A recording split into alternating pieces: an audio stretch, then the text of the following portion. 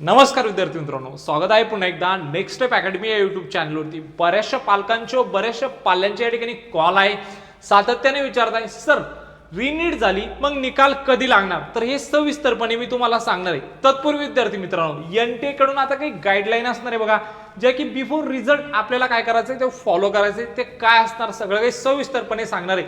Video खूप महत्त्वाचा असणार आहे तुमच्यासाठी, तर व्हिडिओला काय करून घ्या, शेवटपर्यंत बघा। तत्पूर्वी जर तुम्ही नेक्स्ट स्टेप अकॅडमी या युट्यूब चॅनल जर नवीन असाल आणि अजून जर चॅनलला सबस्क्राईब केलं नसेल तर पटकन नेक्स्ट स्टेप अकॅडमीला सबस्क्राईब करून घ्या, कारण मित्रांनो ह्या चॅनलवर काय ते तुम्हाला संपूर्ण अपडेट दिले जाते। ओके, वेळ ना वाया घालता नीट री एक्झाम झालेली बघा, तर या री एक्झामचा जो रिझल्ट आहे तो कधी लागणार हे सगळं सविस्तरपणे मी तुम्हाला सांगतोय। ओके, चला मग आपण आपल्या व्हिडिओला स्टार्ट करूया। बघा विद्यार्थी मित्रांनो, हे काही प्लॅन आहे आमचे काउन्सिलिंगचे, आमच्याकडे का काउन्सिलिंग जॉईन करावे, इतरांपेक्षा आम्ही काय वेगळं देतो यासाठी सविस्तर व्हिडिओ डिस्क्रिप्शन बॉक्समध्ये दिलेला आहे, तुम्ही बघू शकता। 7,000च्या प्लॅन मध्ये काय डिफरन्स आहे, 3,000च्या प्लॅन मध्ये काय डिफरन्स आहे, सगळं सविस्तरपणे आम्ही सांगितलंय। तुम्हाला जर बघायचं असेल तर बघून घेऊ शकता तुम्ही। बरं, आमच्याकडे का काउन्सिलिंग करायची, इतरांपेक्षा आम्ही कसे वेगळे, तुम्ही बघू शकता। कट ऑफ लिस्ट बघा, ओबीसी फिमेल कॅन्डिडेटची आहे, फिमेल कॅन्डिडेट साठी ओबीसी साठी वेगळी लिस्ट असते। त्यानंतर बघू शकता तुम्ही cut off list OBC mail candidate साठी वेगळी असते, दोघांचा कट ऑफ वेगळा असतो। यामध्ये तुम्ही बघू शकता गव्हर्नमेंट या ठिकाणी बीएमएस, ओके, कॉलेजचं स्टेटस गव्हर्नमेंट आहे, कोर्स बीएमएस आहे, ऑल इंडिया रँक तुम्ही बघू शकता, मार्क्स बघू शकता, एसएमएल बघू शकता, ओबीसी ला कॅटेगरी म्हणून किती एसएमएल वरती अलॉटमेंट झाली हे स्पष्ट आमच्या लिस्टमध्ये दिलेले असते। जसंच जे वेगवेगळे कॅन्डिडेट असतील, एससी साठी वेगळी असेल, एसटी साठी वेगळी असेल, ओबीसी साठी वेगळी असेल, ओपन साठी वेगळी असेल, सगळ्या कॅटेगरीज साठी आपली वेगवेगळी लिस्ट असते। म्हणजे तुम्हाला आपण जी तुमची जी काउन्सिलिंग मित्रांनो या ठिकाणी परफेक्टपणे करून देतो। तुम्ही जर आपली लिस्ट बघायला गेले तर 474 वरती पहिला अलॉटमेंट दिसेल, 471, 466, 463, 462, 460, 460, 458, म्हणजे जसं जसं आपण खाली जातोय मित्रांनो तसं तसं तुमचा जो कट ऑफ आहे तो कसा होतोय, कमी होतोय। म्हणजे जे कॉलेजचा कट ऑफ जास्त जातो, हाय कट ऑफ जातो, तुमच्या मार्कच्या बेसिसवर तुम्हाला जे कॉलेज भेटू शकते, ज्यांना चांगला पेशंट फ्लो आहे तेच कॉलेज काय ठेवलेले आपण या लिस्टमध्ये ठेवलेले, व्यवस्थितपणे काय करून दिले जाते, तुम्हाला सॉर्टिंग करून दिले जाते तुमच्या कॅटेगरीमधून। जर तुम्हाला ही लिस्ट हवी असेल तर तुम्ही आमच्यासोबत काय करू शकता मित्रांनो, जॉईन करू शकता। वेळ न वाया घालता आपण आपल्या व्हिडिओला काय करून घेऊया, या ठिकाणी स्टार्ट करून घेऊया। ओके, बघा आता सर्वात मोठा प्रश्न आहे, सर्व पालकांच्या मनात हा प्रश्न येतोय, सर्वात मोठा प्रश्न आहे रीनीट रिझल्ट कधी लागणार, आन्सर की कधी येणार, काउन्सिलिंग कधी सुरू होणार, सगळ्या पाल्यांच्या मनात प्रश्न आहे। चला मग तुमच्या सगळ्यांच्या प्रश्नांचं मी काय देतोय आता आन्सर या ठिकाणी देतोय मित्रांनो। ओके, तर रीनीट नंतर एनटीए काय करणार, एनटीए ची प्रक्रिया, तर सगळ्यात पहिले ओएमआर शीट स्कॅनिंग होणार बघा, त्यानंतर बघा स्टुडंट रिस्पॉन्स कलेक्शन येणार, त्यानंतर प्रोविजनल आन्सर की तयार केली जाणार, ऑब्जेक्शन स्वीकारले जाणार विद्यार्थ्यांकडून, आणि नंतर फायनल आन्सर की होईल आणि नंतर रिझल्ट जाहीर होईल। मग ओएमआर शीट काय असते, ओके, स्टुडंट कडून कसं रिस्पॉन्स कलेक्शन केले जाते, प्रोविजनल आन्सर की कशी असते, ऑब्जेक्शन कसे स्वीकारले जातात, फायनल रिझल्टचं काय अपडेट आहे, हे सगळं सविस्तरपणे स्टेप बाय स्टेप देखील मी तुम्हाला सविस्तर सांगतोय मित्रांनो। जर व्हिडिओ आवडत असेल तर नेक्स्ट स्टेप अकॅडमीच्या युट्यूब चॅनलला काय करा, आता सबस्क्राईब करा। बघा ओएमआर शीट म्हणजे काय, तर बघा ओएमआर शीट मध्ये विद्यार्थ्यांनी मार्क केलेले उत्तरे असतात, म्हणजे तुम्ही जे पेपर दिले त्या पेपरमध्ये जे तुम्ही सर्कल केले, कोणता क्वेश्चनचा काय सर्कल केले, ए केलाय का, बी केलाय का, सी केले, तुम्हाला ते तुमच्या ओएमआर शीट मध्ये दिसते।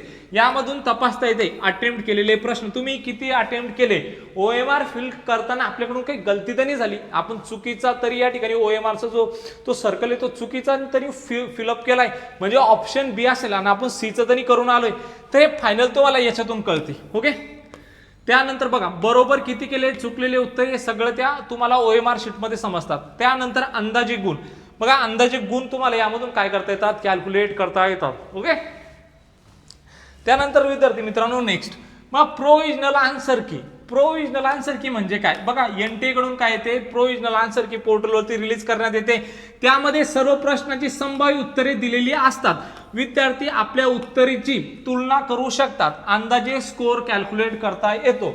म्हणजे जी एनटीए कडून प्रोविजनल आन्सर की येणार त्या प्रोविजनल आन्सर की वरून तुम्ही काय करू शकता, तुमचा स्कोर या ठिकाणी कॅल्क्युलेट करू शकता। पण विद्यार्थी मित्रांनो त्यानंतरही सुद्धा एनटीए फायनल आन्सर की रिलीज करते, तर मग असं का हे तुम्हाला स्पष्टपणे सांगतोय। बघा चॅलेंज प्रोसेस असते बघा विद्यार्थ्यांकडून. ओके, तर ती कशा प्रकारे असते, जर आन्सर की मध्ये चूक वाटत असेल तर म्हणजे एनटीए ची या ठिकाणी आन्सर की रिलीज करणार आणि तुम्हाला वाटत असेल एनटीए नी जी प्रश्न आहे, जे आन्सर की या ठिकाणी दिलेली आहे त्या आन्सर की मध्ये जे प्रश्न आहेत ते चुकीचे, तर तुम्ही काय करू शकता, त्याच्यावरती ऑब्जेक्शन घेऊ शकता. ओके, तुम्ही त्या प्रश्नाला चॅलेंज करू शकता. मग ऑनलाईन चॅलेंज तुम्हाला करता येतो एनटीएच्या ऑफिशियल पोर्टलवरती. प्रत्येक प्रश्नासाठी शुल्क लागू शकते. ओके, वेगवेगळा शुल्क असतो जे की एनटीए कडून अपडेट येईल त्याच्यात आपल्याला बघायला मिळेल. ओके, त्यानंतर योग्य पुरावा सादर करावा लागेल का. हा प्रश्न जर एनटीए कडून चुकलेला असेल तर तुम्ही त्याचं सोल्युशन वगैरे ते जे काय त्यांना प्रश्न पाठवायचा आहे, चॅलेंज करायचा आहे. मग एनटीए काय करेल, ठरलेल्या वेळेत तुम्हाला हा चॅलेंज करावा लागतो. पोर्टलवरती तो कालावधी दिलेला असतो, त्याच कालावधीमध्ये तुम्हाला हा चॅलेंज करावा लागतो. मग एनटीए नंतर काय करतो, तर बघा फायनल आन्सर की येते. ओके, चॅलेंज प्रोसेस पूर्ण झाल्यानंतर काय येते, तुमची फायनल आन्सर की येते. मग फायनल आन्सर की आल्यानंतर जे सब्जेक्ट एक्सपर्ट असतात, ओके, आता तुम्ही जे काही प्रश्न चॅलेंज केलेले असतील त्याचे जे सब्जेक्ट एक्सपर्ट असतात ते चॅलेंजेस जे असतात ते तपासतात. ओके, मग फायनल आन्सर की प्रकाशित केली जाईल आणि फायनल आन्सर की वरून काय करता येतो, तुमचा रिझल्ट चेक करता येतो. ओके, आणि मग यानंतर काय होतं विद्यार्थी मित्रांनो, खरी प्रोसेस सुरू होते. तुमचे जे पेपर असतात त्या पेपरला काय करण्यात येते, चेक करण्यात येते आणि मग इथून तुमचा जो रिझल्ट आहे तो लागतो. मग हा यामध्ये काय किती टाइम लागतो, तर बघा 21 जून रीनीट परीक्षा पूर्ण, जूनच्या शेवटच्या आठवड्यात प्रोविजनल आन्सर की येण्याची काय अपेक्षित आहे विद्यार्थी मित्रांनो. चॅलेंज प्रोसेस त्यानंतर काय होईल, चॅलेंज प्रोसेस जशी संपेल, प्रोविजनल आन्सर की आल्यानंतर विद्यार्थी चॅलेंज करतील एनटीएला, सर हा प्रश्न एनटीएला सांगतील चुकीचं आहे, मग विद्यार्थी काय करतील, चॅलेंज करतील. मग चॅलेंज झाल्यानंतर फायनल आन्सर की येईल एनटीए कडून आणि त्यानंतर काय होईल, रिझल्ट जाहीर होईल. मग याला साधारणतः किती वेळ लागतो, सर्वांच्या मनातला प्रश्न आहे. तर एका शब्दात उत्तर देतो बघा, मागील नीट ट्रेंडनुसार एनटीएला परीक्षा झाल्यानंतर साधारण 30 ते 45 दिवस लागू शकतात. ओके, म्हणजे दरवर्षीचा जर एक ट्रेंड बघितला आपण तर एनटीएला साधारणतः 1.5 महिन्याचा या ठिकाणी काय लागतो, या सगळ्या प्रोसेसला वेळ लागतो.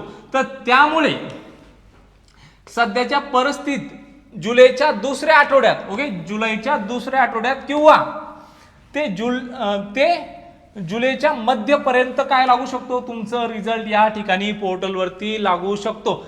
पण ही काय विद्यार्थी मित्रांनो, ही तुमची अधिकृत तारीख नाही. हे आपण जी प्रोसेस आहे, जे रिझल्ट साठी जी अगोदर होणार आहे ती प्रोसेस आता तुम्हाला सांगितलेली मित्रांनो. ओके, जर व्हिडिओ आवडला असेल तर काय करायचंय, चॅनलला सबस्क्राईब करायचंय. तुम्हाला जे काही प्रश्न असतील तुम्ही सर्व प्रश्न 9699077000 या व्हॉट्सअप नंबरवरती विचारू शकता मित्रांनो. तुम्हाला जे काही प्रश्न असतील ते तुम्ही सर्व प्रश्न या नंबरवरती विचारू शकता. तुमचं सगळ्यांचा रिस्पॉन्स दिला जाईल. व्हॉट्सअपवरती मेसेज करायचंय, तुमचा स्कोर, तुमची कॅटेगरी, तुमचा नंबर कोणत्या कोर्ससाठी लागू शकतो हे सगळं सविस्तरपणे सांगितलं जाईल. जर माहिती आवडली असेल तर चॅनलला सबस्क्राईब करायचंय, व्हिडिओला लाईक करायचंय, तुमच्या मित्रांना शेअर करायचंय. भेटूया अशाच एक मोर इन्फॉर्मेटिव्ह व्हिडिओमध्ये. तोपर्यंत धन्यवाद.